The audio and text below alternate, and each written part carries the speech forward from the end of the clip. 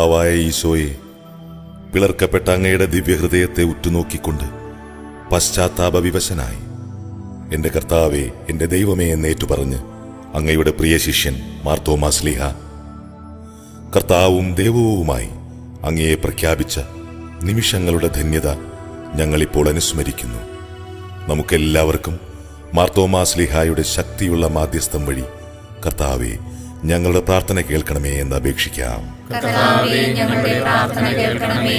സുവിശേഷ പ്രഘോഷണത്തിനായി ഭാരതത്തിലെത്തിയ മാർത്തോമാ ശ്ലീഹായെ പോലെ ഈശോയെ പ്രഘോഷിക്കുവാനും ധാരാളം ദൈവവിളികൾ ഉണ്ടാകുവാനും ഞങ്ങളുടെ പരിശുദ്ധ പിതാവും സഭാധ്യക്ഷനും അതിരൂപതാധ്യക്ഷനും മറ്റെല്ലാ അഭിഷിക്തരും സമർപ്പിതരും മേലധികാരികളും അങ്ങേ പരിശുദ്ധാത്മാവിന്റെ വരങ്ങളാൽ നിറയുവാനും അനുഗ്രഹിക്കണമെന്ന് ഞങ്ങൾ പ്രാർത്ഥിക്കുന്നു.